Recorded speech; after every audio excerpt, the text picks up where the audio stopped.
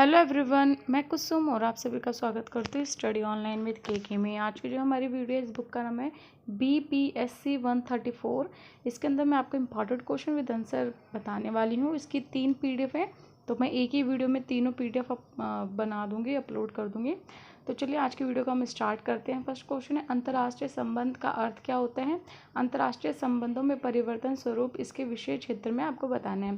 तो पहले बात तो इसमें अंतर्राष्ट्रीय संबंध के बारे में बताना। आपको पता है ना, अंतर्राष्ट्रीय संबंध होता है कि एक देश का दूसरे देश के साथ जो संबंध होता है वो अंतर्राष्ट्रीय स्तर पे, तो उसी में ही हम कैसे संबंध होते हैं, किसी के साथ अच्छे होते हैं, किसी के साथ बुरे भी होते हैं। अच्छे में जैसे कि आप हमारे देश के साथ रूस का, अमेरिका का या और देश का देख सकते हो। बुरे में चीन, पाकिस्तान, इनों के साथ हमारा अच्छा संबंध नहीं है।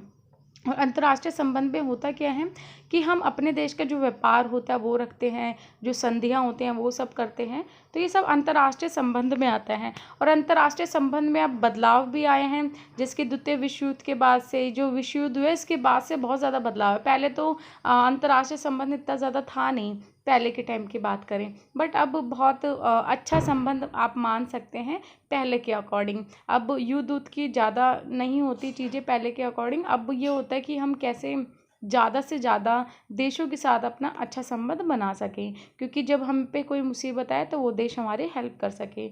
इसमें ये सब चीज़ें, बाकी इसमें औपनिवेशिकरण के बारे में बताया गया। जैसे कि पहले जब हम औपनिवेशिक थे, किसी के गुलाम थे देशों के, जो बाहर के देश होते थे, तो उससे देश की स्थिति बहुत ख़राब हो गई थी। बट जैसे जैसे ये सब चीज़ें सही होती गई, हम आज़ाद हुए, सभी देशों की मैं बात कर रही हूँ, तो वहाँ पे क्या हुआ कि फिर हम जब विकसित होते हैं, अपना विकास करने लग जाते हैं, तो बाकी देशों के साथ अपना संबंध अच्छा बनाने लग जाते हैं। क्योंकि कोई भी एक देश इंडिपेंडेंट होकर कुछ काम नहीं कर सकता, उसको दूसरे देश की सहायता चाहिए होती है। क्योंकि देखिए, एक देश है, किसी एक चीज़ में बहुत अच्छा है, जैसे कि उसके देश में खेती में बहुत अच्छी चीज़ें, अनाज बहुत ज़्यादा है, चावल बहुत ज़्यादा है। किसी और देश के साथ कोई खनिज पदार्थ बहुत ज़्यादा है, या फिर किसी देश के साथ पेट्रोल बहुत है, तो हमें अंतर्राष्ट्रीय संबंध बनाने होते हैं ताकि हम वहाँ से वो चीज़ों को आयात कर सकें, फिर निर्यात कर सकें, ये सब चीज़ों के लिए। तो मैंने आपको ऐसे ओवरऑल क्वेश्चन के अकॉर्डिंग समझा दिया। बाकी आप इसमें पोज करके देख लेना, और चीज़ें भी आपको इसमें पढ़ने को मिलेंगी। तो ये इसमें फिर पॉइंट ये सारे हैं, तो ये सारे क्वेश्चन आप कर लेना। और मैं फ़ॉन्ट थोड़ा छोटे ही रख रही हूँ ताकि वीडियो जल्दी बन जाए। तो ये वाला तो जो क्वेश्चन था फर्स्ट, एक बार मैं देख देती हूँ। ये तो पूरा आपने देख लिया हो ना दोनों साइड से। फर्स्ट क्वेश्चन था आपका, फिर ये सेकंड क्वेश्चन, ये भी फर्स्ट क्वेश्चन का आंसर था। बट अब आप देखो राइट हैंड साइड पे सेकंड क्वेश्चन स्टार्ट हो गया है। राष्ट्रीय शक्तियों के तत्व क्या होते हैं? जो एक राष्ट्र होता है, एक देश होता है, उसकी शक्ति के क्या तत्व होते हैं, शक्तियाँ किस तरीके से होती हैं?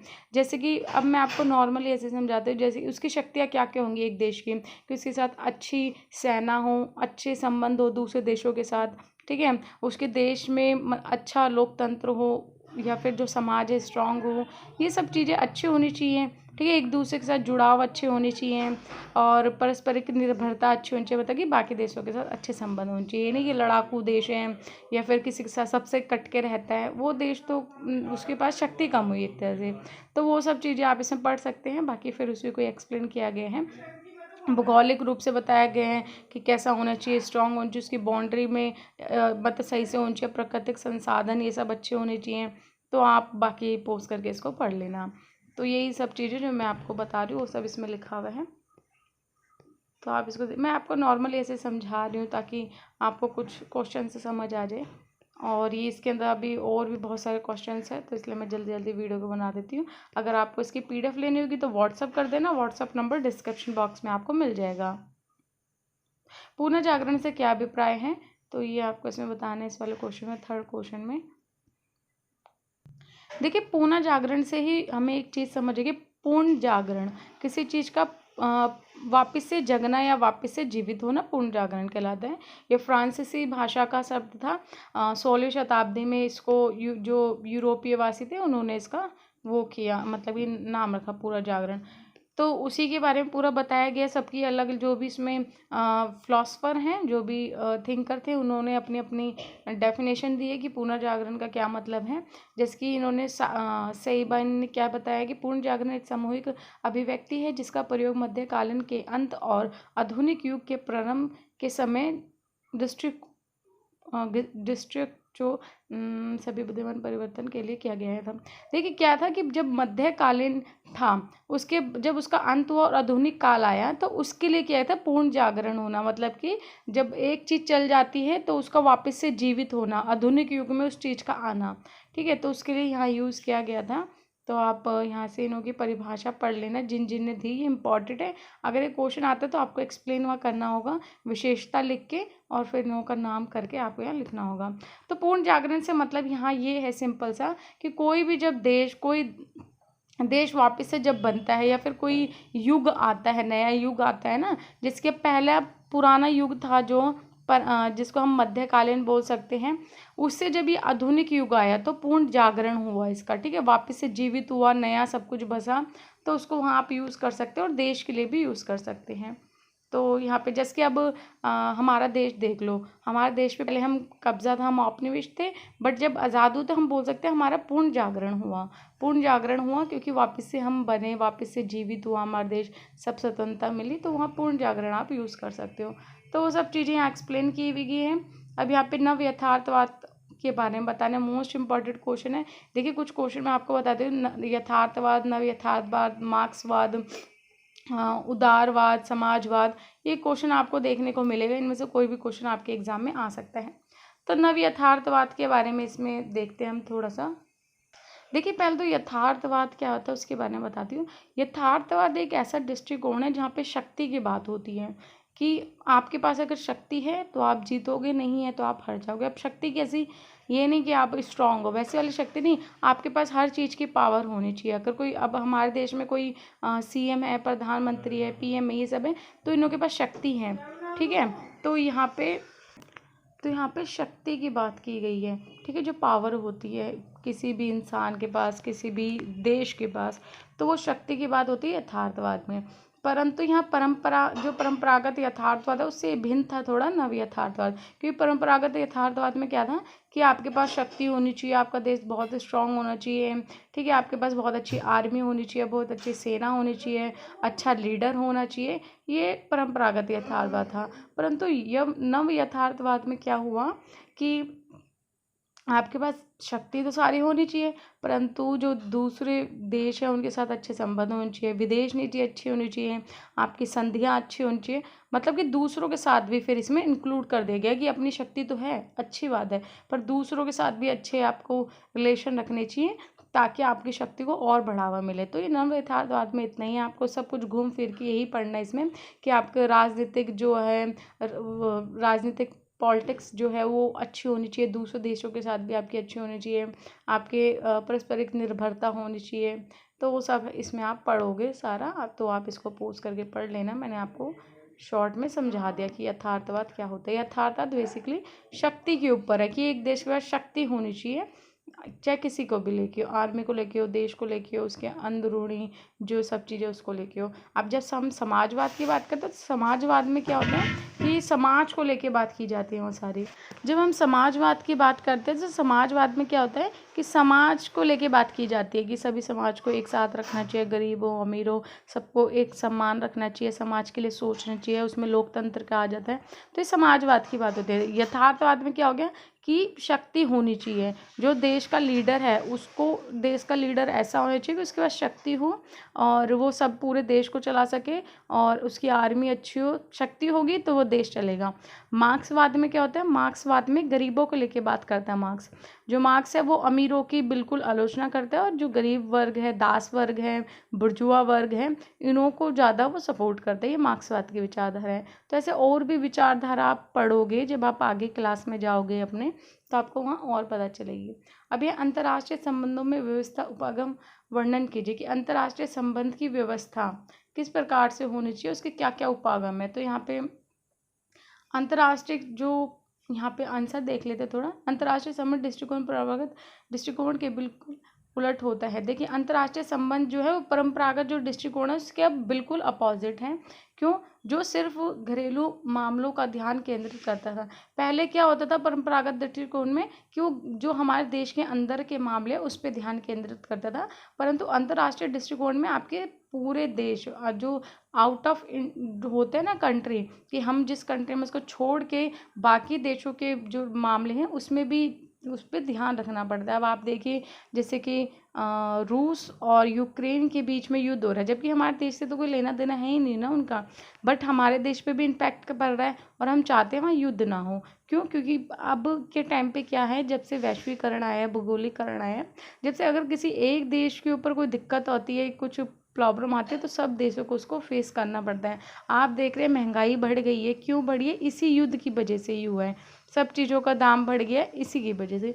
तो इसलिए पहले क्या होता था, परंपरागत उसमें दृष्टिकोण में कि आप अपने देश के बारे में सोचते थे, परंतु अब क्या है कि आप पूरे वर्ल्ड के बारे में सोचते हो, हर एक देश के बारे में सोचते हो कि वहाँ कोई प्रॉब्लम ना आ जाए, नहीं हमें भी फेस करना पड़ेगा। तो ये सब चीज़ें इसमें आप पढ़ सकते हो, इजी लैंग्वेज में बहुत लिखा हुआ है, तो आप पढ़ लोगे इसको। बाकी आप पॉइंट लिख रखे कि क्या क्या चीज़ें हमें करनी चाहिए और फिर इसको एक्सप्लेन कर रखे हैं, तो आप इसको भी पोस्ट करके पढ़ लेना। अंतर्राष्ट्रीय जो ये बुक है, अंतर्राष्ट्रीय के ऊपर ये सब है, बहुत ईजी है। अगर आप एक बार समझ लोगे अंतर्राष्ट्रीय संबंध होते गए हैं, तो आप ये सब चीज़ें समझ जाओगे जो इसके अंदर बताए गए हैं। तो आप इनको पोस्ट करके पढ़ लेना, और शायद इसका एग्ज़ाम आपका कल है मे बी, या आज है, बट मेरे को टाइम नहीं मिल पाया वीडियो बनाने के लिए, तो अभी मैं इसको अपलोड कर रही हूँ। सारे जितने भी इसके क्वेश्चन है मैं सभी अभी एक साथ अपलोड कर दूँगी, तो वीडियो थोड़ी लेंथी हो जाएगी। आप प्लीज़ इसको देख लेना, पोस्ट करके पढ़ लेना, या पीडीएफ लेनी होगी तो व्हाट्सअप कर देना। डिस्क्रिप्शन बॉक्स में व्हाट्सअप नंबर लिख रखा है और पीडीएफ के कुछ चार्ज हैं। निर्भरता सिद्धांत क्या होता है? कि निर्भरता भी अंतर्राष्ट्रीय संबंध के जैसा ही है। निर्भरता में क्या होता है, निर्भरता वर्ड से ही समझ आ रहा है कि निर्भर होना, ठीक है। जब हम अंतर्राष्ट्रीय संबंध की बात करते हैं तो निर्भरता बहुत इंपॉर्टेंट क्वेश्चन आ जाता है, क्योंकि निर्भरता में हम दूसरे देशों के ऊपर निर्भर होते हैं। आपको मैंने शुरू में बताया कि हम इंडिपेंडेंट होके एक देश कुछ नहीं कर सकता। इंडिपेंडेंट है बहुत अच्छी बात है, बट वो अकेला तो कुछ नहीं कर सकता, उसको बाकी देशों से हेल्प लेनी पड़ती है, सहयोग चाहिए, तभी तो कुछ कर पाएगा, ठीक है। अब जैसे कि हमें अपने प्रोडक्ट बनाया कुछ, तो उसको हम बेचेंगे कहाँ पे? अपने देश में ही बेचते रहेंगे थोड़ी, बाहर भी तो जाएगा, ठीक है। और हमारे पास कुछ सामान है तो हम बाहर से भी तो लेंगे। तो निर्भरता यही होती है कि हम किसी और देश पे वैसे निर्भर नहीं है कि हम गरीब और निर्भर नहीं, हम पूरा विकसित हैं, हमारे पास सब कुछ है, पर भी तब भी हम निर्भर हैं, अकेले हम नहीं कर पाएंगे कुछ भी। और दूसरी चीज़, अगर किसी और देश में कुछ प्रॉब्लम आती है तो हमको भी फेस करनी पड़ती है, तो ये भी निर्भरता है, ठीक है। तो निर्भरता का सिद्धांत यही होता है कि आप आर्थिक रूप से, राजनीतिक रूप से, सामाजिक रूप से, इन सब चीज़ों से आप निर्भर हो। पर मेन क्या होता है? आर्थिक रूप से, आर्थिक रूप से आप निर्भर होते हो दूसरे देश के साथ, क्योंकि आपको व्यापार करना होता है, वो सबसे ज़्यादा इम्पॉर्टेंट होता है। तो आर्थिक रूप से हम जब किसी देश के साथ जुड़ते हैं, किसी और देश पे, वो निर्भरता कहलाते हैं। अब ये अंतर्राष्ट्रीय राजनीतिक निर्भरता है यहाँ पे, तो ये सब चीज़ें आप इसको पढ़ सकते हो। निर्भरता का मतलब आप समझ गए होगे कि हम किसी देश के साथ कुछ भी मतलब किसी भी प्रकार का हम काम करते हैं एक दूसरे देशों के साथ, कुछ भी हम आयात निर्यात या फिर किसी भी चीज़ में कोई सहयोग लेते हो, निर्भरता ही कहलाती है। तो अंतर्राष्ट्रीय संबंध जब हम बुक पढ़ते हैं तो निर्भरता मोस्ट इम्पॉर्टेंट क्वेश्चन है इसके अंदर का। और देखिए एज इट इज़ ऐसे क्वेश्चन नहीं आएंगे आपके एग्जाम में, क्वेश्चन जो है थोड़े मॉडिफाई होंगे, थोड़े चेंज आएंगे, तो आप प्लीज़ उसको समझना कि क्वेश्चन क्या बोल रहे हैं, क्योंकि ये बुक के क्वेश्चन है, बाहर से तो है ही नहीं, तो इसमें से ही आएंगे सब, बट ये है कि क्वेश्चन की लैंग्वेज वहाँ चेंज हो सकती है। अब यहाँ पे विश्व व्यवस्था सिद्धांत बोला है, निर्भरता का ही क्वेश्चन है, ये आंसर है। विश्व व्यवस्था सिद्धांत क्या है? तो विश्व व्यवस्था सिद्धांत जो आप है इसको अंतर्राष्ट्रीय संबंध भी समझ सकते हो, बट वहाँ पे अगर ऐसा आ गया तो आपको लगेगा ये क्वेश्चन तो था ही नहीं वहाँ पे, तो इसलिए क्वेश्चन को समझना ज़्यादा इंपॉर्टेंट है आंसर से ज़्यादा। जो रचनात्मक है उसके क्या क्या मुख्य विशेषता? रचनावाद एक सिद्धांत है, जैसे मार्क्सवाद समाजवादी है ना, ऐसे रचनावाद भी एक सिद्धांत है। ये यथार्थवाद और सामाजिक जो निर्माण है उससे ही मिलके पूरा बना है। रचनावाद जो रचना सिद्धांत है उसमें क्या है कि वो सामाजिक जो हमारे पूरा जगत है या सामाजिक जो है उसको अस्तित्व में लाना चाहते हैं, और उसमें नई नई रचना जो है वो सब उसको रखते हैं उसको। तो आप इसको एक बार पॉज करके पढ़ लेना, क्योंकि ये मेरे को अभी पढ़ना पड़ेगा नहीं तो पूरा कि रचनावाद में, तो आप इसको एक बार पॉज करके आप इसको पढ़ लेना, क्योंकि मैं अभी इसमें आपको पढ़ के कुछ नहीं समझा रही हूँ, क्योंकि अगर मैं इसको पढ़ूंगी लाइन को या फिर आपको समझाऊंगी थोड़ा तो टाइम लग जाएगा, तो इसलिए क्वेश्चन से जितना समझ आ रहा है वो मैं आपको इसमें एक्सप्लेन कर दे रही हूँ। नेक्स्ट है उत्तर शीत युद्ध के अंतर्राष्ट्रीय संबंधों में जो मुद्दे थे। उत्तर शीत युद्ध के टाइम पे अंतर्राष्ट्रीय संबंध कैसे थे उस टाइम पे? तो देखिए, आपको पता है सोवियत संघ का विघटन हो गया था, ठीक है, शीत युद्ध के बाद की बात हो रही है, जब सोवियत संघ का विघटन हो गया, रूस बन गया था। तो उसके बाद जो अंतर्राष्ट्रीय संबंध थे वो बढ़े, शीत युद्ध के बाद अंतर्राष्ट्रीय संबंध बढ़े भी, और आपको पता है अमेरिका का वर्चस्व हो गया था हर जगह पे। तो लोग फिर किसके ऊपर ज़्यादा बात करने लगे? मानवता के ऊपर, क्योंकि प्रथम विश्व युद्ध, सेकेंड वर्ल्ड वॉर, फिर शीत युद्ध, इन सब के बाद जो मानव का नरसंहार हुआ है ना, इतनी लाखों के तादाद में जो लोग मरे हैं, उसके बाद लोगों ने मानवता के ऊपर ध्यान देने लग गया, मानव की जो ज़रूरतें होती हैं उन सब चीज़ों के ऊपर ध्यान देने लग गया। पहले तो शक्ति के रूप में देखते थे कि हमारा देश अच्छा हो, हम सबसे ऊपर बने, हमारा वर्चस्व हो सब पे, चाहे जनता हो ना हो पर हम हो, है ना, ऐसे था पहले।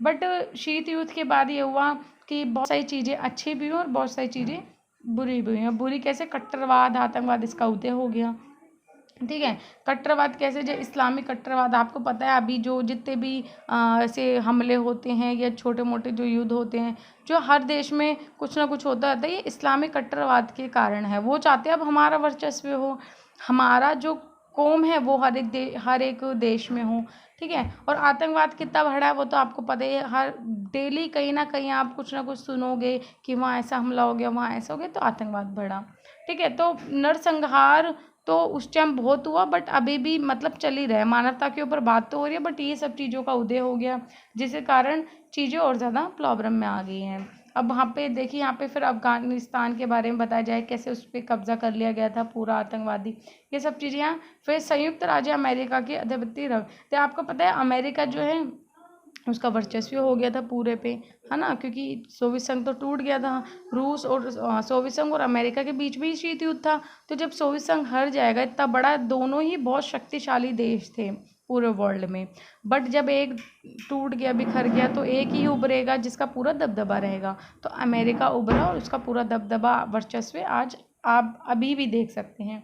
तो वो सब चीज़ें इसमें बताई गई हैं, तो आप उसको ही पॉज करके पढ़ लेना। और फिर 9/11 की घटना भी उसमें बताई गई है कि कैसे शीत युद्ध के बाद कैसे आतंकवाद बढ़ रहा है, कैसे चीज़ें और ज़्यादा ख़राब होती जा रही है। तो 9/11 की घटना भी हुई, आपको पता है अमेरिका में जो हुई थी, उन की जो संसद थी, पूरा मतलब कैसे उस पर जो टेररिस्ट थे उन्होंने फ्लाइट से या फिर जो भी रॉकेट था उन्होंने जो किया था, वो सब चीज़ इसमें। फिर सतत विकास की भी बात हो रही है शीत युद्ध के बाद से। अब सतत विकास की क्यों बात हो रही है आप देखिए, क्योंकि सारे जो खनिज हैं, जो चीज़ें हैं वो ख़त्म हो रही हैं। सबको पता है आने वाली पीढ़ी के लिए सब चीज़ें नहीं बचेंगी। अगर आप कोई भी चीज़ों का मिसयूज़ करेंगे, जैसे कि आपके पास कोई चीज़ लिमिटेड है और आप उसको इतना यूज़ करेंगे, तो आने वाले टाइम पे वो तो नहीं बचेगी। ऐसे यहाँ खनिजों की बात हो रही है, प्रकृति की बात हो रही है। आपके पास अभी पेट्रोल है, डीजल है, सब कुछ है, बट आप उसका इतना यूज़ कर रहे हैं कि आने वाले टाइम के लिए नहीं बचेगा, जो आने वाली पीढ़ी है उसके लिए नहीं बचेगा। तो अब सतत विकास के ऊपर ध्यान देने लग गए कि हम ऐसी चीज़ों का अपना विकास तो करें, बट ऐसा विकास करें कि आने वाली जो पीढ़ी है उसके लिए सभी संसाधन, सभी चीज़ें बची रहें। तो ऐसा हम कैसे कर सकते हैं कि हम अपनी ज़रूरत के हिसाब से ही लिमिटेड चीज़ों का यूज़ करें। ये नहीं कि हमें 1 गिलास पानी चाहिए, हम 10 गिलास पानी ले रहे हैं और 9 गिलास फेंक रहे हैं, 1 गिलास पी रहे हैं, तो ये क्या हुआ? पानी का वेस्ट करना हुआ। तो वो सब चीज़ें आप सतत विकास में पढ़ेंगे कि सतत विकास के ऊपर अब जोर देने लग गए हैं। और सतत विकास के ऊपर सभी स्टूडेंट को पता होना चाहिए, क्योंकि जब आगे जनरेशन आएगी तो उनके लिए ये सब चीज़ें बचेंगी ही नहीं, ठीक है। तो इसलिए जब कोई भी चीज़ों का यूज़ करें तो उतना ही करें जितनी ज़रूरत है, उससे ज़्यादा ना करें। अब यहाँ चीन की अर्थशक्ति है, उसके बारे में बात हो रही है। आपको चीन के बारे में पता होगा, वहाँ की अर्थव्यवस्था या आर्थिक शक्ति किस तरीके से बढ़ी है। चीन पहले हमारी तरह ही था, बट उसने उतने कुछ सालों में कितना ग्रोथ कर लिया अपने देश में, वो सभी देश जानते हैं। क्योंकि आप देखिए हमारे घर में जो भी चीज़ें हैं वो चीन की ही होंगी। अगर आप ऐसे, अब मुझे लगता है हमारे देश में बनी है सब चीज़ें, बट आप कभी ध्यान देंगे, रिसर्च करेंगे, गूगल पे देखेंगे, तो आपको पता चलेगा हमारे घर में छोटी से लेके बड़ी चीज़ सब चीन की ही यूज़ होती है। तो ज़ाहिर सी बात है वो देश अमीर होगा। और सबसे ज़्यादा वहाँ की चीज़ें बिकती कहाँ हैं? हमारे देश में ही बिकती है, और हम यूज़ भी करते हैं। और फिर हम कहते हैं बायकॉट करो, चीन को बायकॉट करो, पर हम चीज़ों को तो बायकॉट नहीं कर रहे हैं ना, उसको तो यूज़ ही कर रहे हैं। हमारे देश में जितने भी फ़ोन हैं सब चीन के यूज़ हो रहे हैं, सब चीज़ें चीन की यूज़ हो रही है, तो हम फिर कैसे बोले कि हम बायकॉट कर रहे हैं उसको, ये है वो है। तो इसलिए चीन की अर्थव्यवस्था कैसे बढ़ी है कि उसकी अर्थव्यवस्था ऐसे वो अपनी प्रोडक्ट को हर एक देश में भेजता है, पर हमारे देश में ज़्यादा उसका प्रोडक्ट यूज़ होता है। तो अर्थव्यवस्था के ऊपर यही उसमें बताया गया है। बाकी आप इसको पॉज़ करके पढ़ लेना, क्योंकि चीन के पास बहुत सारी शक्तियाँ हैं, उसकी आर्मी भी है बहुत बड़ी, ठीक है, सेना, और उसके पास नए-नए औद्योगिकरण भी हैं, नई-नई मशीनें भी हैं, और सामान बनाती है तो उसको ये भी पता है बेचना भी कहाँ है, क्योंकि सामान बना के रख लेगी तो बेचना भी तो होगा, तभी तो पैसे कमाएँगे, अपनी कंपनियाँ हर एक देश में लगा के। तो वो सब चीज़ आप इसमें पढ़ेंगे कि चीन ने कुछ समय में कितना ज़्यादा ग्रोथ कर लिया है अपना, वो भी एक महाशक्ति के रूप में अब उभर रहा है। तो वो सब चीज़ें आप यहाँ पढ़ सकते हैं। वहाँ की सामाजिक रूप से पढ़ेंगे, सब चीज़ें देखेंगे कि बहुत बेहतर है, वो सब आप पढ़ लेना। वैश्विक शांति, यूएन की असफलता। देखिए, वैश्विक शांति मतलब क्या, पूरे विश्व में शांति की स्थापना करना। अब यूएन क्या है, यूनाइटेड नेशन ऑर्गेनाइजेशन, आपने सुना होगा, ठीक है, संयुक्त राष्ट्र संघ जिसे बोलते हैं। अब संयुक्त राष्ट्र संघ का काम क्या है कि हर एक देश में शांति बनाए रखना, किसी भी देश में कोई प्रॉब्लम है उसको सॉल्व करना। परंतु जितने वर्ल्ड वार हुए हैं, शीत युद्ध हुआ है, उसके बाद बहुत सारी चीज़ें हैं, आतंकवाद फैल रहे हैं, तो यूएन की असफलता हुई ना, जो संयुक्त राष्ट्र संघ उसकी तो असफलता हुई कि वो शांति स्थापना ही नहीं कर पा रहा, और जबकि उसका काम ही यही है कि शांति की स्थापना करना, और बहुत सारे काम हैं, ठीक है। तो मैं एक शांति की स्थापना की बात हो रही है तो वही बता रही हूँ। तो शांति की स्थापना करना उसका काम है, बट वो नहीं कर पा रहा, उसमें असफल है। क्योंकि आप देख सकते हैं जो युद्ध हुए, फिर शीत युद्ध हुआ, उसके बाद आतंकवाद बढ़ा, तो उसमें जो संयुक्त राष्ट्र अमेरिका है, ओ सॉरी, जो संयुक्त राष्ट्र है जो ऑर्गेनाइजेशन, वो सफल नहीं हो पाया। और जबकि आपको यूएन के बारे में थोड़ा ये भी पता होना चाहिए, वहाँ के 5 स्थायी सदस्य हैं, अमेरिका, रूस, चीन, फ्रांस, ब्रिटेन, और 10 या 12 अस्थायी सदस्य होते हैं, उसमें से हमारा देश भी है। और हमारे देश के लिए स्थायी सदस्य के लिए बहुत सारे बार ये उठा है कि भारत को भी स्थायी सदस्य बनाया जाए, परंतु जो चीन है और एक दो देश ऐसे हैं जो वोट नहीं देते हैं कि हमारा देश भी बने। तो ऐसे है, क्योंकि हमारे देश के पास सारी क्वालिटी है कि वो स्थायी सदस्य बन सके अब, परंतु बनने नहीं देते ये, क्योंकि ये टिके रहना चाहते हैं 5 वहाँ। और सेकंड चीज़ ये है कि जो वीटो पावर, आपको पता होगी कि इन्हों के पास वीटो पावर होती है। ये जैसे कोई फैसला लेना हो, अगर 5 की सहमति है वो फैसला तुरंत हो जाएगा, बट एक ने भी वीटो पावर यूज़ करके बोल दे कि मेरे को इसमें मैं सहमत नहीं हूँ, तो वो वाली चीज़ वहीं कैंसिल भी हो जाएगी। तो ये संयुक्त राष्ट्र में तो असफलता के यही कारण है, क्योंकि 5 देश हैं। अब पाँचों देश एक जैसे तो एक मत में तो कभी ज़िंदगी में नहीं आ सकते, है ना। तो जब एक मत में वो आएंगे ही नहीं, एक फैसला ले ही नहीं पाएंगे, तो वो असफल ही होगा वो चीज़ें। अब मेरे पास एक ग्रुप है, उस ग्रुप का काम है सबकी हेल्प करना, ठीक है, बट मेरे ग्रुप में 5 लोग हैं। अब 5 लोग में से मैंने सबको अधिकार दे रखा है कि 5 लोगों की सेम इक्वल है सबका सब कुछ, ठीक है। अगर उसमें से एक भी मना करता है तो वो चीज़ें वहीं रद्द हो जाएगी, हम हेल्प नहीं कर पाएंगे दूसरे की। तो वही चीज़ है कि जब एक भी मना कर देता है तो वो हम किसी की हेल्प ही नहीं कर पाते। तो इसी कारण से हम कभी किसी की हेल्प ही नहीं कर पाते, वो फालतू में बना हुआ है वो ग्रुप, समझ गए आप इसमें। तो यही इसमें है आपका संयुक्त राष्ट्र में, कि बना तो रखा है परंतु कुछ हो नहीं पाता है, क्योंकि ये 5 कभी एक मत पे ही नहीं आ पाते, सब एक दूसरे के दुश्मन है यहाँ पे, ठीक है। तो आप यहाँ पे इसको पोस्ट करके पढ़ सकते हैं। बाकी मैंने ऐसा आपको ऐसी नॉर्मली लैंग्वेज में समझा दिया। निर्भरता विकास स्कूल, ये भी आप इसको यहाँ से पोस्ट करके पढ़ सकते हैं कि निर्भरता विकास स्कूल क्या होता है। बाकी मैं वीडियो को अब तो ये सब आप पढ़ लेना, फिर मैं अब बस वीडियो हमारी ख़त्म होने वाली है, 2 PDF रह गई हैं। अब देखो मेरे को टाइम जब मिलता है मैं उसकी फिर वीडियो अपलोड कर दूँगी। राष्ट्रीय शक्ति के क्या तत्व हैं कि एक राष्ट्रीय, ये हमने ऊपर पढ़ लिया, यहाँ पे टिप्पणी में पूछा गया कि एक राष्ट्रीय की क्या शक्तियाँ होनी चाहिए। तो वही कि उसकी सैन्य शक्ति अच्छी हो, प्राकृतिक रूप से सही हो, सामाजिक सही हो, भूगोलिक रूप से सही हो, ये सब चीज़ें इसमें आपको बताई चाहिए और पढ़ भी लेना आप, ये सब चीज़ें लिखी भी हैं। प्राकृतिक संसाधन अच्छे हो, कृषि में उसकी क्षमता अच्छी हो, कृषि मेन होता है, कृषि आपकी अच्छी नहीं है तो और भी चीज़ें अच्छी नहीं होंगी। तो वो सब आप पढ़ लेना, इसी है। इसके बाद यहीं समाप्त हो गया। 2 PDF और है जो मेरे को अपलोड करनी है, और आज मैं अपलोड कर भी दूंगी जैसे ही टाइम मिलेगा। बाकी आप ये सब चीज़ें पोस्ट करके पढ़ लेना। PDF लेनी हो, व्हाट्सअप नंबर डिस्क्रिप्शन बॉक्स में है, तो व्हाट्सअप कर देना।